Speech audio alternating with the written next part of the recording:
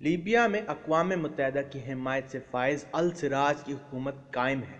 ان کی حکومت کو مشرقی حصے پر قابض جنگی سردار خلیفہ حفتر کی لیبین نیشنل آرمی کی جانب سے مزاحمت کا سامنا ہے۔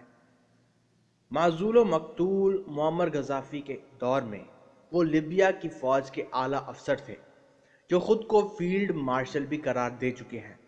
انہیں لیبیا کا طاقتور جنگی سردار بھی مانا جاتا ہے۔ اسلحے سے لیس تربیت یافتہ فوج کے علاوہ جنگی طیارے بھی ان کی کمان میں شامل ہیں۔ عالمی سطح پر بات کریں تو انہیں فرانس، مصر اور متحدہ عرب امارات کی حمایت بھی حاصل ہے۔ خلیفہ حفتر کو فرانس کھل کر سپورٹ کرتا ہے، جبکہ دوسری طرف ترکی حفتر کی شدید مخالفت اور طرابلس میں قائم حکومت کو کھل کر حمایت کر رہا ہے۔ حفتر کی فوج کے خلاف طرابلس حکومت کو ترکی نے ہتھیار بھی فراہم کیے تھے۔ نیز یورپی یونین اور فرانس کے درمیان لیبیا کے معاملے پر اختلاف پایا جاتا ہے۔ امریکی وزارت خارجہ کی جانب سے جاری ایک بیان میں بتایا گیا کہ سینئر امریکی ذمہ داران کے ایک وفد نے 24 نومبر کو لیبیا کی فوج کے سربراہ فیلڈ مارشل خلیفہ حفتر سے ملاقات کی ہے۔ ملاقات میں دشمنانہ کارروائیاں روکنے اور لیبیا میں سیاسی حل کے اطلاق کے طریقہ کار پر بحث کی گئی۔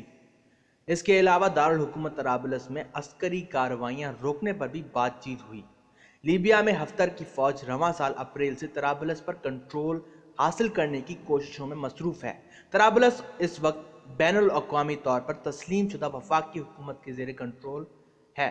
امریکی وفد میں قومی سلامتی کونسل کی خاتون نائب مشیر وکٹوریہ کوٹس بھی شامل تھیں۔